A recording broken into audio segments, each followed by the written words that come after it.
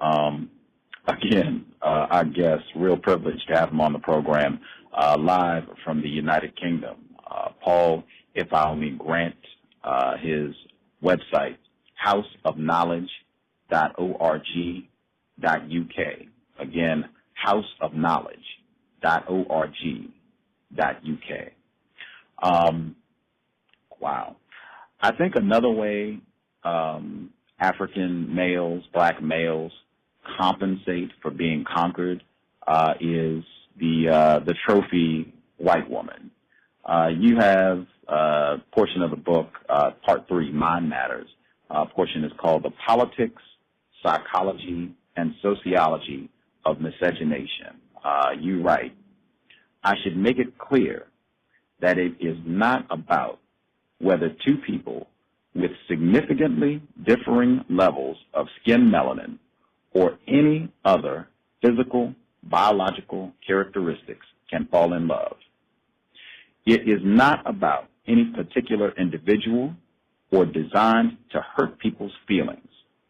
It is about the politics, psychology, and sociology of miscegenation, with a particular emphasis on the politics.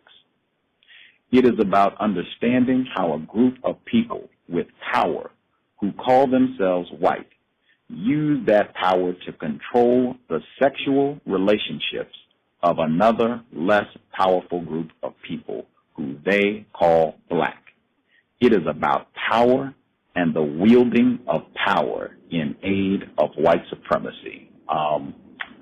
Wow. Can you kind of deconstruct what you're saying here, sir? Okay, one of the things I was kind of interested in was I listened to various debates and discussions, and people would often say things like make wide generalizations on the subject of miscegenation or mixed relationships, racial relationships, or interracial sexual relationships, and say things like, "Oh, white people don't want to have sexual relationships with black people because black people will breed them out," and stuff like that. And I was looking at the situation in the UK and thought, well, the UK doesn't really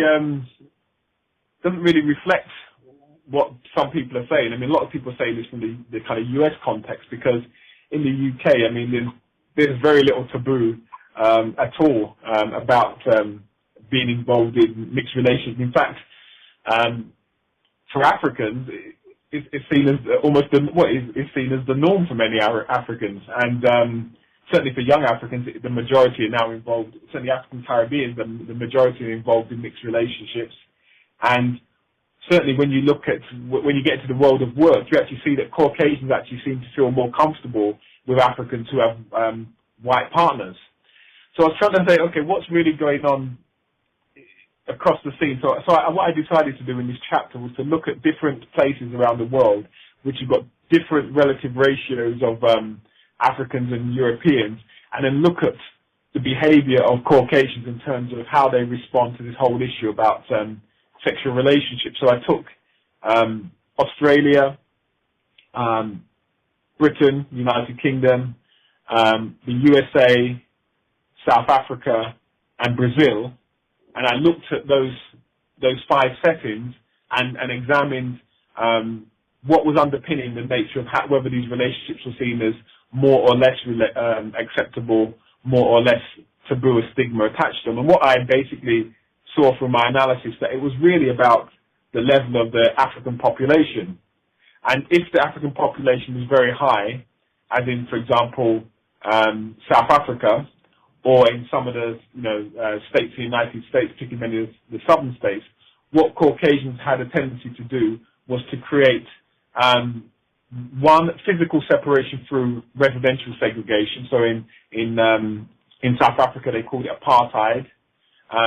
In the United States, obviously, you have your so-called ghettos, and you also have your Jim Crow system, which is a system of apartheid. You go to a place like Brazil, they have the favelas, which is where they create the physical separation. They obviously create economic barriers as well, because the economics obviously determines as well where you can live.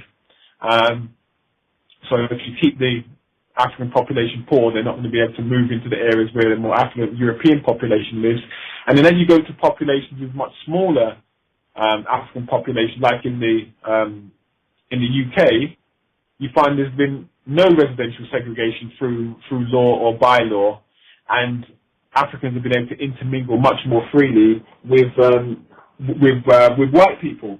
So we could quite clearly see that the kind of level of hostility and the level of restriction was quite clearly linked to the population ratio and the ability of Africans to actually change the genetic makeup of the white population. Now, I did, when you kind of add on to that sort of that whole scenario which I laid out there, when we actually kind of probe somewhere like Australia, you see that Europeans actually had an overt debate about what was the best process by which they should control the black Aboriginal population. So in the 19th century, they had two basic discussions. One was around separation, and the other one was around assimilation. So in the end, although they created these so-called kind of reservations, sort of concentration camps for those Aboriginals who didn't want to assimilate, what they actually chose to do was to go down the assimilation path. So they had a white Australia policy, both not only in terms of immigration into Australia, but they systematically kidnapped children, Aboriginal children, put them in these homes, which again are just like another fancy way of a prison, and socialized them to marry whites, with the idea being that in 3 generations they could eliminate any visual indicator that they had any black ancestry. And there's a film called I think Rabbit Proof Fence, which actually documents and tells you in dramatic form this whole process that they had in Australia, which was basically about breeding out the Aboriginal population, because obviously that population is very small and could be easily absorbed by the white population.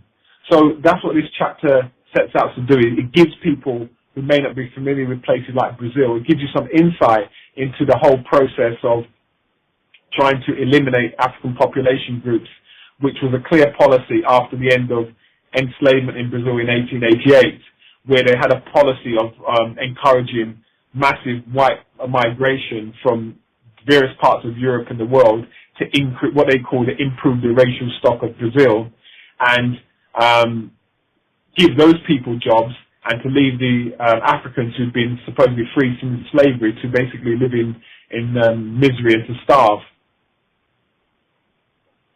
Wow.